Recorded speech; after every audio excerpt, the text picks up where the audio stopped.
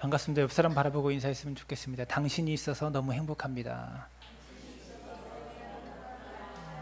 네, 네, 반갑습니다. 지우가 어떻게 눈을 다쳤나요? 목이 물렸어요. 어이구, 제 앞에 사회 보다가 깜짝 놀라가지고 지우 눈을 보고. 네. 네, 광야 수업 세 번째 시간입니다. 광야 수업 3편을 딱 시작하기 전에 1편과 2편의 줄거리를 드라마를 보더라도 원래 전 시간 이야기를 짧게 이렇게 줄거리를 보여주잖아요. 제가 짧게 한 1분 정도만 1편과 2편의 내용을 요약해서 말씀드리겠습니다. 이제 사울의 칼을 피해서 다윗이 요나단과 헤어지게 됩니다. 그동안은 요나단의 도움을 받다가 이제 요나단과도 작별을 하게 돼요. 그래서 다윗이 혼자 피신해서 어디로 피신합니까? 놉당이라는 곳으로 다윗이 피신하게 되죠. 그 놉당에 들어가서 아무것도 먹지 못한 다윗은요, 그 놉당의 제사장 아히도멜에게 먹을 것을 좀 달라고 부탁을 합니다. 그랬더니 제사장만이 먹을 수 있는 진설병을 이 제사장 아히도멜이 다윗에게 내어주게 돼요. 그래서 다윗이 그것을 먹고 힘을 얻습니다. 그리고 이제는 다윗이 뭔가 무기가 없느냐, 내가 지금 왕의 특별한 명령을 지금 수행하고 있는 중인데 무기가 필요하다, 무기를 좀 달라 하고 하니까, 그때 때마침 이 제사장 아히도멜이 가지고 있었던 무기가 무엇이냐면, 이 다윗이 죽였던 골리앗이 쓰던 칼을 이 제사장이 가지고 있는 거예요. 뒤에다, 에봇 뒤에다 숨겨가지고. 그래서 그것을, 그 골리앗이 쓰던 무기를 다윗에게 내어줍니다. 그래서 그 무기를 가지고 빈 배를 들고 왔던 다윗이 배를 채워가지고, 손에 아무 무기도 들고 있지 못했던 다윗이 무기를 가지고 이 놉당에서 나오게 되죠. 그 나오게 돼서 골리앗은 무기를 들고 피신을 가는데, 그가 도착한 곳이 어디입니까? 블레셋의 가드 땅이에요. 이 가드 땅이 어느 곳이었냐면 골리앗의 고향이었던 겁니다. 골리앗의 고향에 골리앗이 쓰던 무기를 들고 골리앗을 죽인 다윗이 들어갔으니 사람들이 다 알아보죠. 그래서 어떻게 됩니까? 결국 다윗이 붙잡히게 되고 이 블레셋 왕 아기스에게로 붙잡혀갑니다. 이 아기스 왕 앞에서 다윗은 살기 위해서 미친 척을 하죠. 대문에 몸을 막 긁고 수염에 침을 막 흘려가면서 정신 나간 사람인 척을 하면서 다윗이 아닌 행사를 합니다. 그렇게 해서 다윗은 이 아기스 왕의 손에서 벗어나게 돼요. 목숨을 겨우 연명한 다윗이 이제는 어떻게 합니까? 아둘람 굴에 피신해 있을 때 다윗의 가족들과 400명의 사람들이 다윗의 곁으로 다 찾아옵니다. 혼자서 외롭게 떠돌아다니면서 시간을 보내던 다윗 곁에 이 400명의 사람들이 함께 모이게 된 거죠. 다윗은 너무나 행복하고 즐거웠을 것입니다. 근데 문제는 또 그때부터라고 시작했죠. 무엇입니까? 이 400명의 사람들을 데리고 유다 땅 어디 가서 피할 수 있겠어요? 여러분, 이스라엘 땅은요, 우리나라 강원도 땅덩이밖에 안 되는 작은 땅이에요. 면적이 강원도 사이즈밖에 되지 않습니다. 우리나라보다 더 작아요. 근데 이 400명의 사람들을 데리고 어디 가서 이 왕인 사울의 눈을 피해서 피신해 있을 수 있겠어요? 다윗은 결정을 합니다. 모압 땅에, 모압이라는 나라에 망명을 가기로 결정합니다. 왜냐하면 사울과 모압 왕과 적대적인 관계에 있었기 때문에 모압으로 피신을 가서 이민을 가게 되어지면 안전할 것이라고 생각했어요. 이 사울 왕과 적대적인 관계에 있었던 이 모압 왕은요, 다윗의 망명을 받아들입니다. 그래서 거할 만한 집을 주고 땅을 주고 거할 만한 음식이 풍성한 곳에 이 다윗과 다윗의 사람들이 거주하게 되죠. 얼마나 행복했을까요? 너무나 즐거웠겠죠. 여지껏 늘 굶주리면서 이 사울의 눈을 피해서 살아왔는데 안전하게 거주할 수 있는 집이 생겼고 먹을 것이 생겼고 땅이 생긴 것입니다. 얼마나 편했겠어요. 근데 하나님께서 그때 말씀하시는 거예요. 여기서 나와서 다시 유다 땅으로 들어가라. 하나님은 꼭 그런 식으로 말씀하세요. 그래서 우리가 참 힘들죠, 신앙생활 하는 게 가끔씩. 근데 하나님께서 그렇게 말씀하시는데 다윗은 순종함으로 유다 땅으로 들어옵니다. 그 400명의 사람들을 설득하는 것이 쉬웠겠어요? 이제 드디어 그동안 아버지, 어머니, 부모님을 고생시키다가 이제 편안하게 거주할 곳에 이제 다윗이 있게 된 거예요. 근데 거기서 나오라고 하나님께서 말씀하시는 것이죠. 이 400명의 사람들을 설득하기가 쉬웠겠습니까? 여러분이 400명의 사람이었다면 다윗에게 설득 당하셨겠어요? 절대 안 당하죠.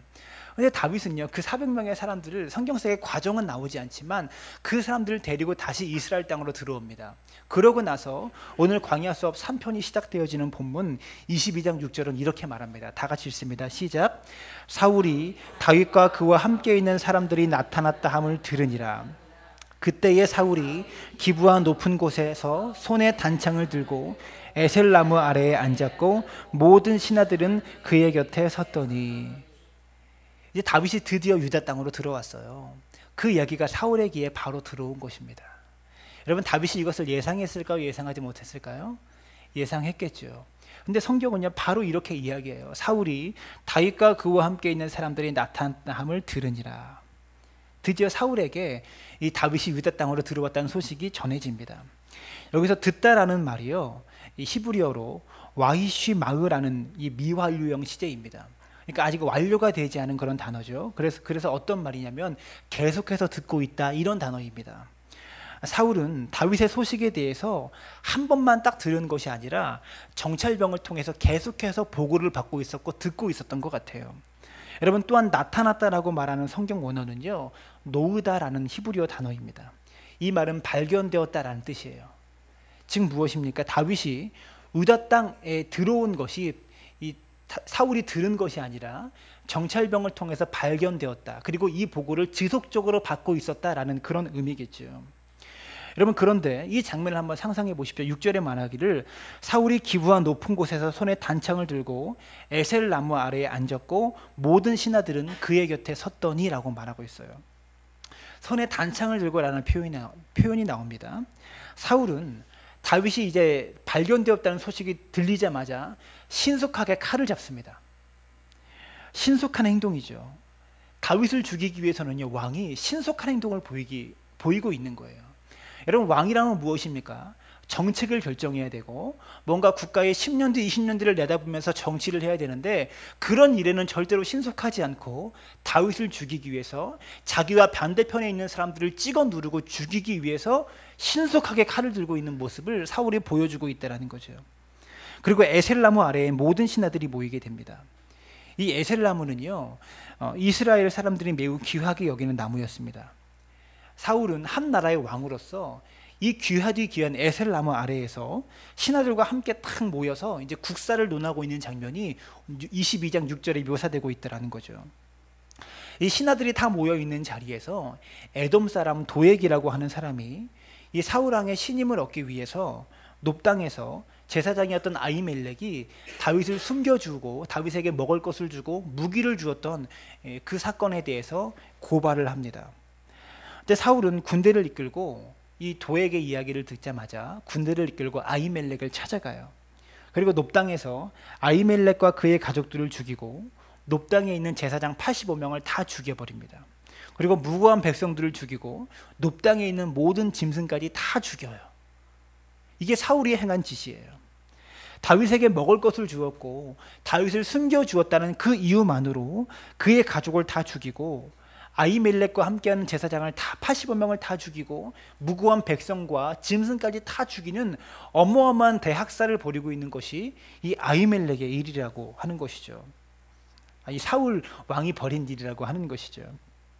이 대학살의 현장에서 이 아히멜렉의 아들 중에 아비아달이라는 아들이 있어요. 이 아비아달이 막 그 엄청난 폭행과 학살이 벌어지고 있는 그 현장에서 겨우 목숨을 부지해서 도망치게 됩니다. 극적으로 탈출에 성공한 것이죠. 이 아비아달이 다윗을 찾아가서 이 소식을 알리게 돼요. 사울이 찾아와가지고 우리 아버지와 제사장과 모든 백성을 다 죽였다. 짐승까지 다 죽여버렸다. 이것을 아비아달이 다윗에게 전합니다. 이것이 그때 사무엘상 22장 22절에 그 소식을 들은 다윗은요, 아비아달에게 이렇게 말합니다. 내 아버지 집의 모든 사람 죽은 것은 나의 탓이로다. 나 때문이다. 나 때문에 내 아버지 집의 모든 사람이 다 죽었다. 이렇게 말하고 있더라는 것이죠. 자신의 잘못이라고, 지금 내가 잘못한 것이라고 이 아비아달에게 말한 것이죠. 여러분, 정말 이것이 다윗의 잘못입니까?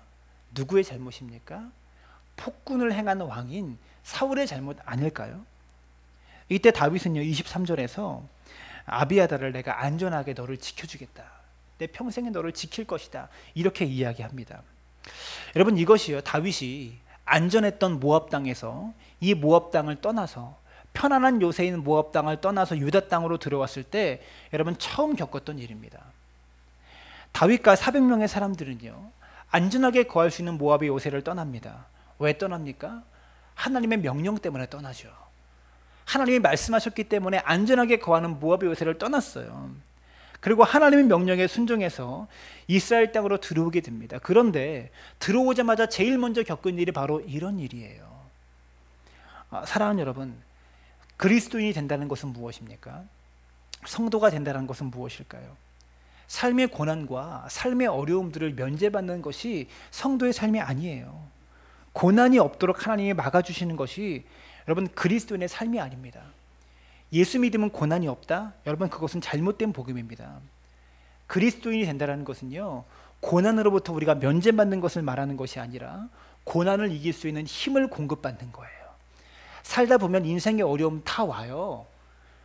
어려움과 힘든 일 없는 사람이 어디 있겠어요? 다 와요. 그러나 그리스도인들은요, 그 고난과 어려움을 이길 수 있는 힘을, 영적인 힘을 하늘로부터 공급받는 사람이라는 것을 기억할 수 있게 되기를 바랍니다.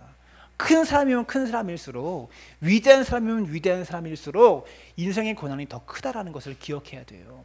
그럴 때마다 하나님께서 힘을 주신다라는 것이죠.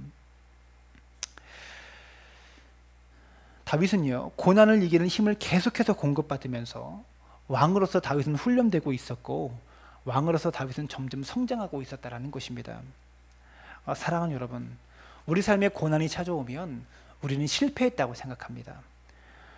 그러나 진정한 실패는 무엇입니까? 진정한 실패는 실패를 통해서 내가 배우지 못할 때 그게 실패예요.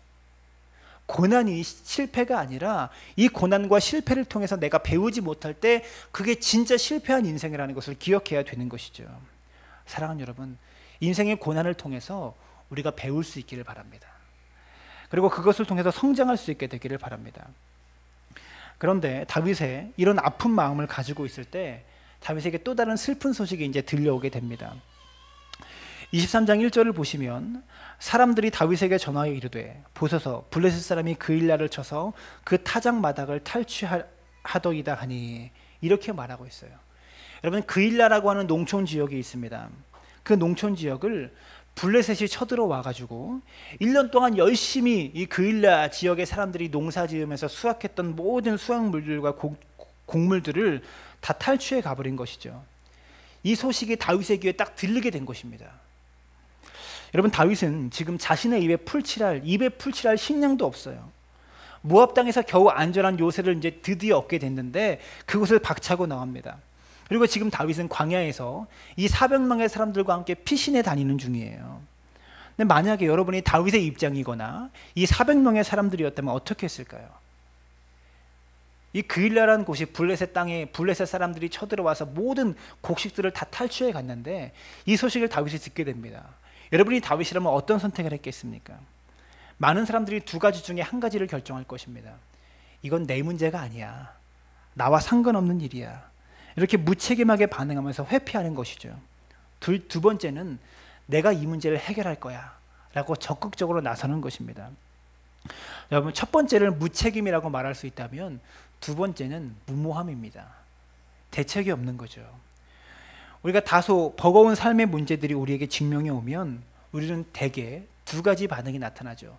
무책임하게 그 문제를 회피하거나 무모하게 그 일에 맞서거나, 두 가지 중에 한 가지가 나타나는 것이 다반사입니다. 사랑하는 여러분, 우리가 인생을 살아가다가 두 가지의 갈림길에 서게 될 때가 있죠. 둘 중에 하나를 결정해야 되는 갈림길에 서게 될 때가 있습니다. 여러분, 그럴 때 우리가 어떻게 해야 될까요? 우리가 문제를 직면하게 되면 여러분 즉시로 하나님께 기도해야 됩니다. 인생의 선택의 문제, 갈림길의 문제가 있을 때 하나님께 먼저 기도부터 해야 되는 거죠. 이것이 일관된 그리스도인들의 삶의 방식이 되어야 하는 것입니다. 사랑하는 여러분, 우리의 기도 생활을 한번 생각해 보세요. 대개의 경우에 기도를 맨 마지막에 합니다. 사람 찾아가고 내가 할 수 있는 방법을 다 찾아보고 그래도 안 될 것 같으면 그때 하나님께 기도하죠. 아니면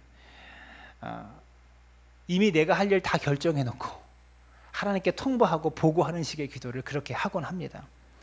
하지만 기도는요, 맨 마지막에 하는 것이 아니라 맨 처음부터 기도해야 되는 사람이 되어야 하는 것입니다. 다윗은요, 모든 것을 자기가 다 결정해 놓고 그때 기도하지 않았어요. 통보하고 보고하는 식으로 기도하지 않았습니다.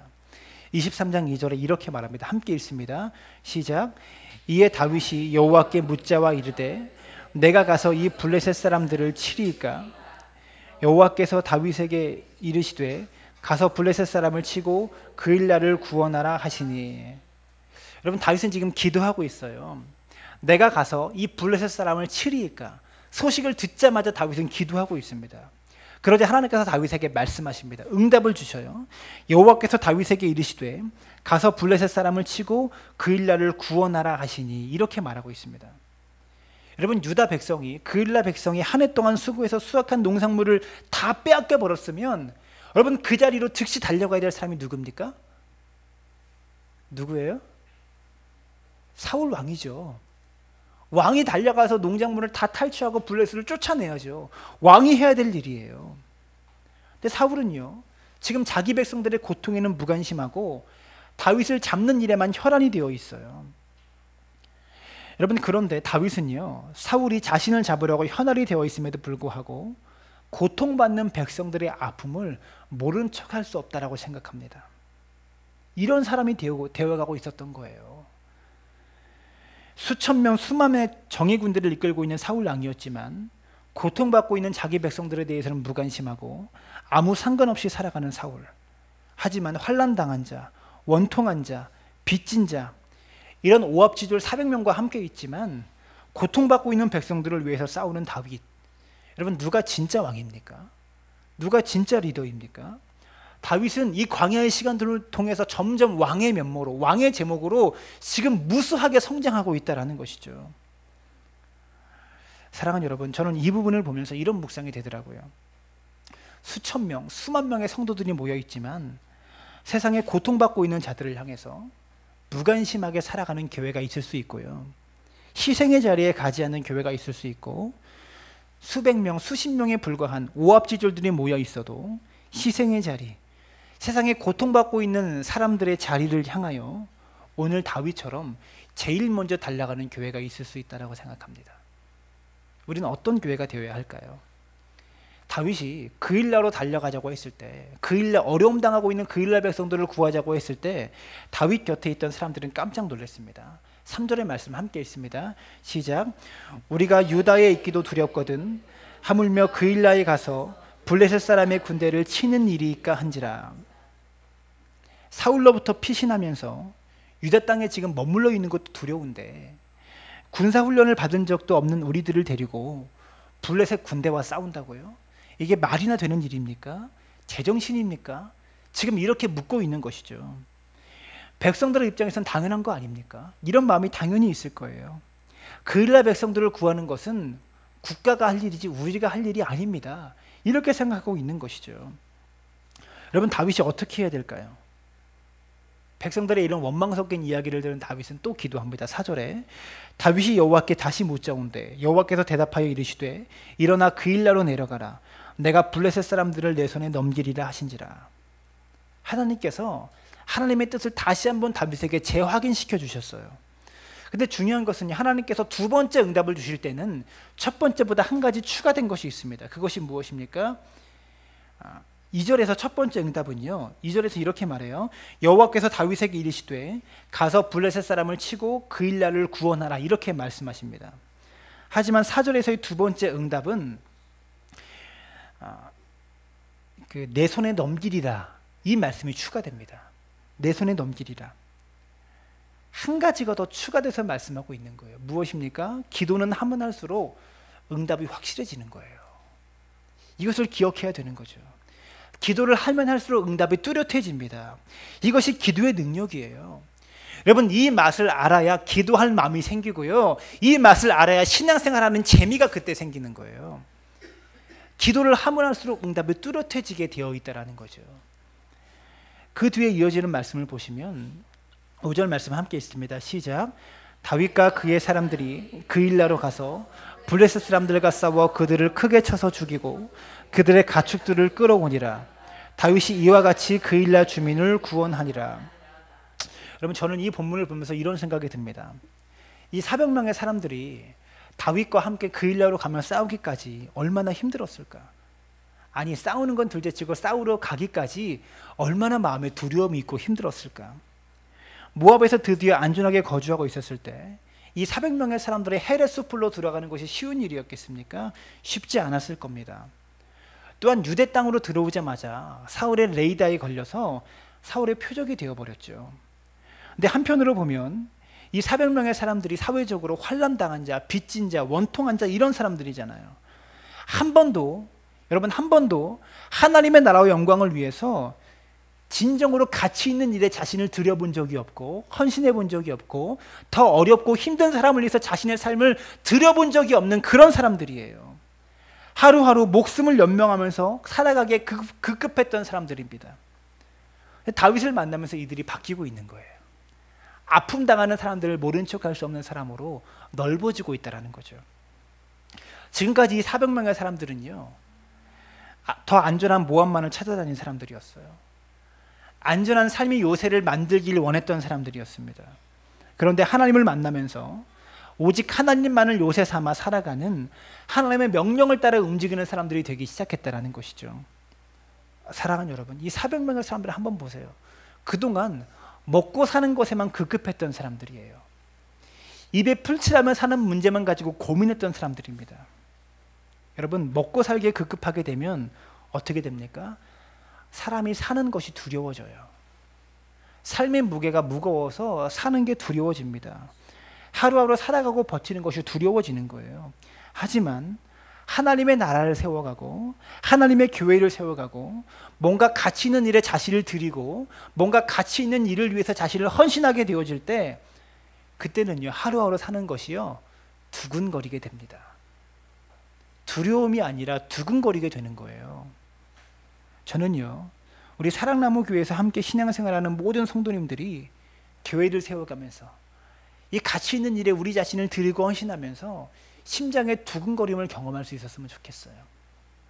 매일매일 입에 풀칠하며 살아가는 두려움이 아니라 하나님의 나라의 영광이라는 가치 있는 일에 자신의 인생과 삶을 드리면서 심장의 두근거림을 경험할 수 있는 사람들이 되었으면 좋겠어요.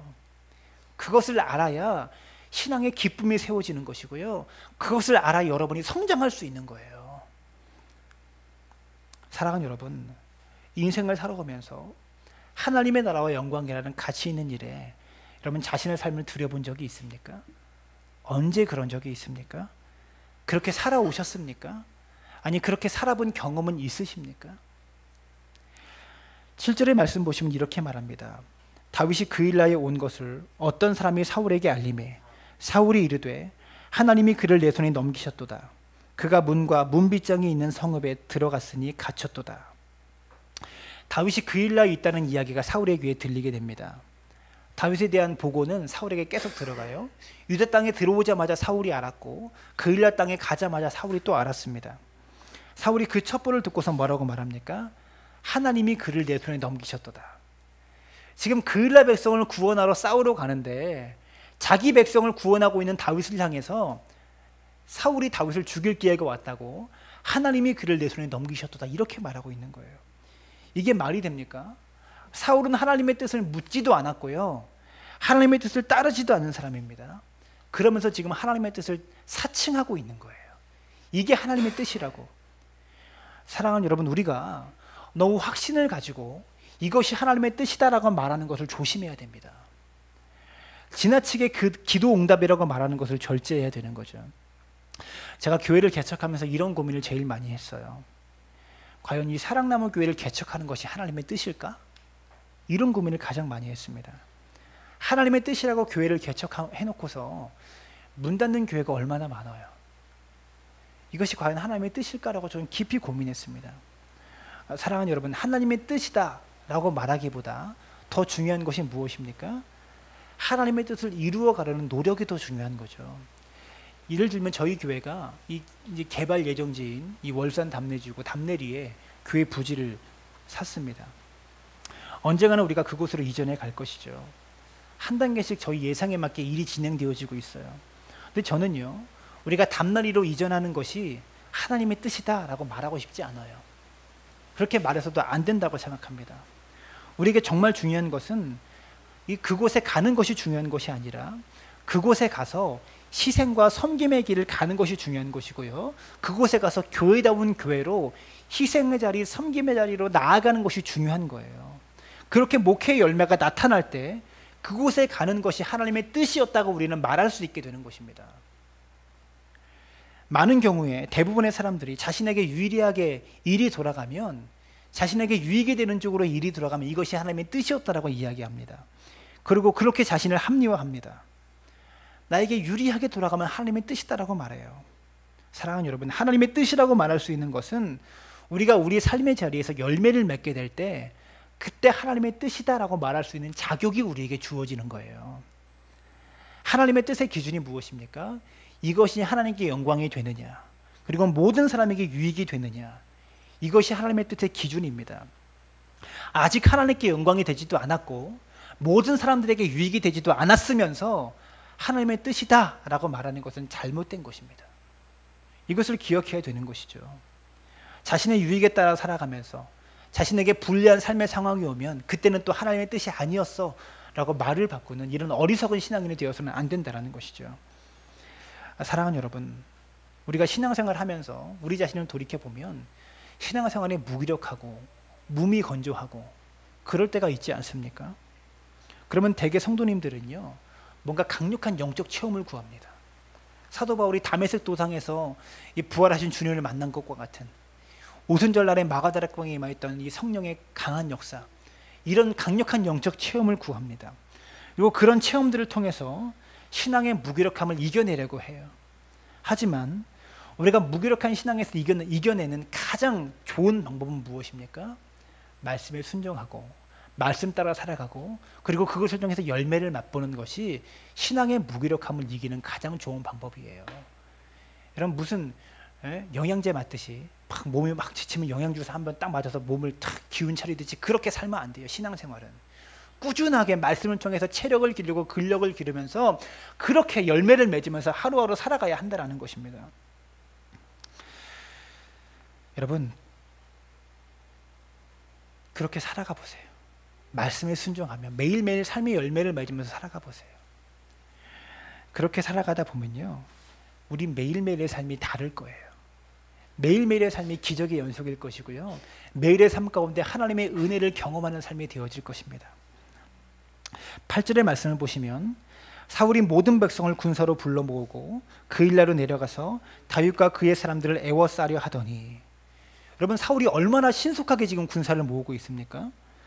블레셋의 공격을 받고 있는 그 일라 백성을 구하기 위해서 사울은 신속하게 군대를 모았어야 돼요. 다윗을 잡으려고, 다윗을 공격하기 위해서는 지금 신속하게 군대를 모으고 있어요. 여러분, 우리가 무엇 때문에 서두르고 있는지를 지금 보셔야 돼요. 무엇 때문에 빠르게 서두르고 분주하게 살고 있는지를 보셔야 된다는 것입니다. 그 일라 백성을 구하고 살리는 일에 서둘러야 되는데 지금 다른 것에 우리가 한눈 팔고 다른 것에 서두르고 있지는 않습니까? 여러분, 사울이 자신을 잡기 위해서 군사를 모으고 있다는 사실을 다윗이 듣게 되죠. 다윗이 이제 알게 됩니다. 그때 다윗은 다시 하나님께 기도합니다. 그것이 10절부터 12절까지의 내용입니다. 다윗은 다시 신중하게 하나님께 기도합니다. 다윗은 어떤 행동도 기도 없이 하지 않습니다. 예배 시간에 대화를 하게 되면 제가 집중이 안 됩니다. 다윗은 어떤 행동도 기도 없이 하지 않아요. 기도한 후에 행동합니다. 하지만 사울은요, 행동부터 합니다. 기도도 하지 않고 행동만 합니다. 그일라 성에 들어갔을 때도 기도 없이 들어가지 않았고요, 그일라 성에서 나올 때도 기도 없이 나오지 않아요. 사울이 내려올 것이다, 다윗이 기도할 때 하나님께서 분명하게 말씀하십니다. 그때 하나님의 뜻이 나타나자 다윗은 신속하게 행동합니다. 13절의 말씀 함께 읽습니다. 시작. 다윗과 그의 사람 600명 가량이 일어나 그일라를 떠나서 갈 수 있는 곳으로 갔더니 다윗이 그일라에서 피한 것을 어떤 사람이 사울에게 말하매 사울이 가기를 그치니라. 다윗은 신속하게 행동했습니다. 여러분, 이것이 다윗의 일관된 삶의 방식이었습니다. 그것은 무엇입니까? 신중하게 기도하기, 신속하게 행동하기. 근데 이게 바뀌어요. 신속하게 기도하려고 하고요, 행동을 신중하게 해요. 기도할 때 오히려 신중하게 기도해야 되고요, 기도함으로 하나님의 뜻이 나타나면 그때 신속하게 행동해야 되는데 이것이 바뀌어요.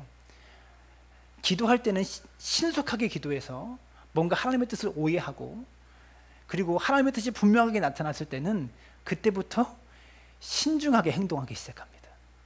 이것이 바뀌면 하나님의 뜻에 순종할 수 없다라는 거죠. 여러분, 다윗은요 전쟁 영웅입니다. 이미 전쟁에서 공을 많이 얻은 사람이에요. 골리앗과의 전투에서도 승리한 적이 있고요, 지금 이스라엘의 적대국인 블레셋과의 전투에서도 이겼어요. 400명의 사람들을 데리고. 지금 사울과의 전쟁을 앞두고 있는데 한번 붙어보자, 이런 마음이 안 들었을까요? 남자로서 이런 마음이 들었을 거예요. 분명히 들었을 겁니다. 게다가 군사도 더 많아졌어요. 13절에 보시면 다윗을 따르는 사람이 200명이 더 늘어서 600명이 됩니다. 다윗과 그의 사람 600명 가량이 일어나 라고 말하고 있잖아요.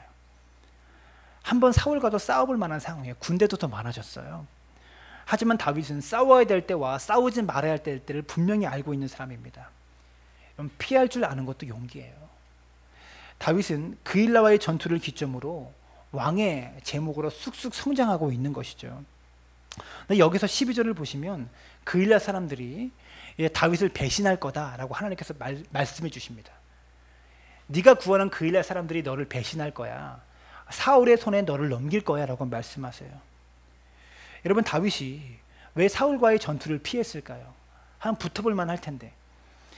그일라 사람들이 다윗을 배신할 거라고 하나님께서 말씀하셨기 때문에 그렇습니다. 다윗이 목숨을 걸고 블레셋 사람들을 구해줬는데, 블레셋 사람으로부터 그일라를 구해줬는데 그들이 너를 배신할 거라고 말하고 있다는 거죠. 왜 다윗이 피해줬을까요? 바로 앞에 22장에서 사울이 어떠한 학살을 저지릅니까? 아히멜렉을 다 죽이잖아요. 그래서 그일라 사람들과 함께 결탁하고 200명의 사람들이 그일라에서 더 다윗 편으로 들어갔다는 보고를 사울이 듣게 되면 그일라 사람까지 다 죽일지도 몰라요. 다 죽일 것입니다. 그래서 다윗은 재빨리 이곳을 피해 준 거예요. 그 결과 사울이 군대를 이끌고 그일라로 오지 않았잖아요. 여러분, 목숨을 구걸하기 위해서 거짓말하죠. 다윗은 미친 척도 하죠. 동굴에 혼자 살았죠. 그리고 수풀에 거주하죠.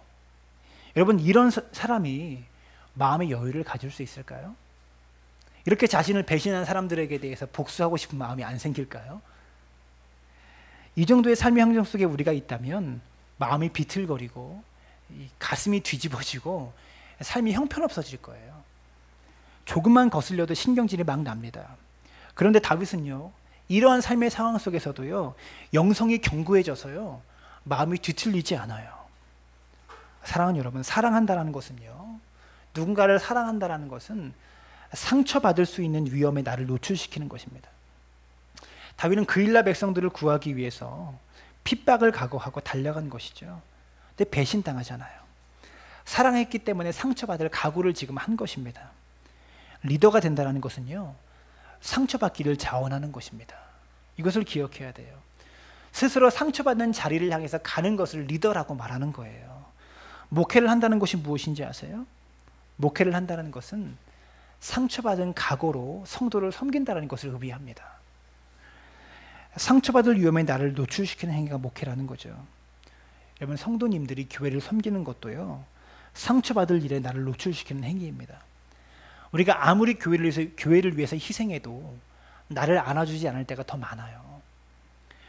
내가 희생적으로 헌신했다고 해서 거기에 상응하는 대가가 우리 성도님들을 기다리고 있다고 말할 수 없습니다.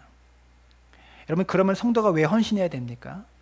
예수님께서 그 길을 걸어가셨고 그 길로 우리를 초청하셨기 때문에 우리가 그 길을 걸어가야 되는 것이죠.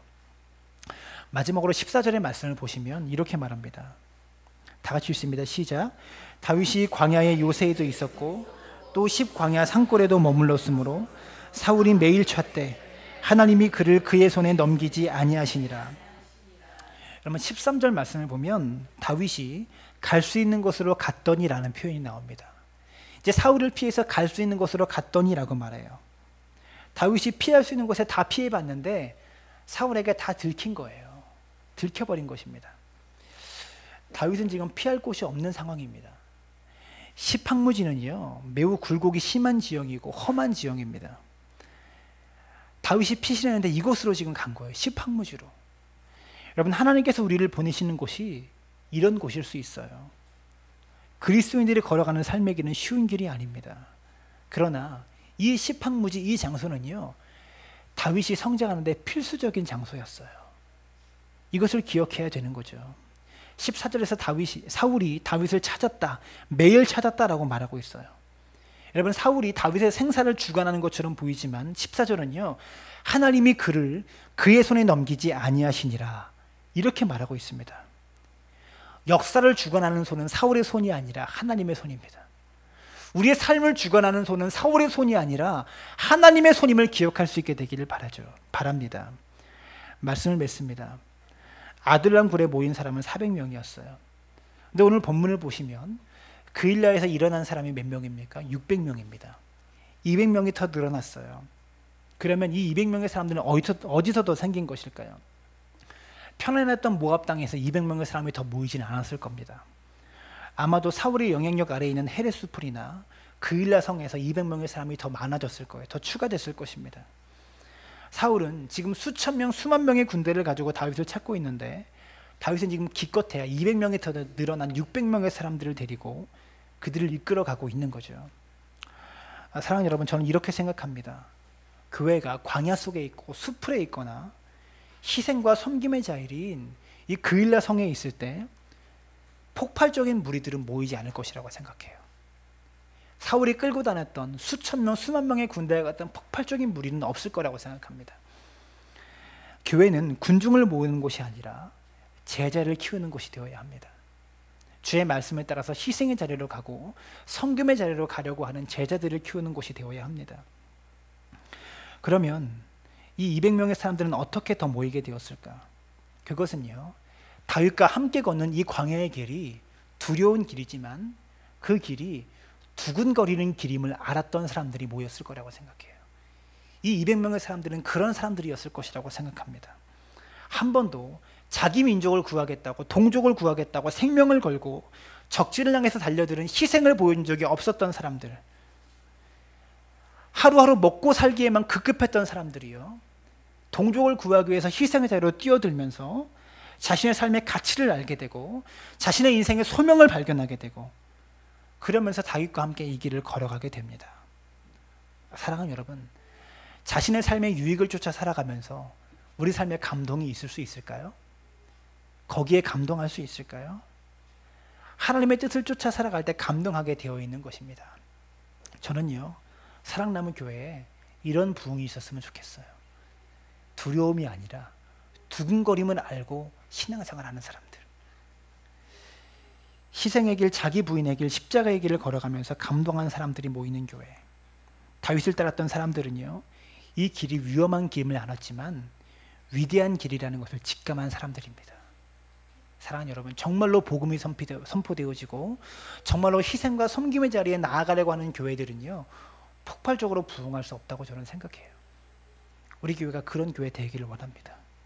우리 사랑나무 교회 성도님들과 우리 사랑나무 교회와 저와 함께 우리가 이런 두근거리는 길로 나아갈 수 있는 그런 위대한 교회를 함께 세워갈 수 있는 믿음의 사람들 되어지시기를 주님의 이름으로 축원합니다.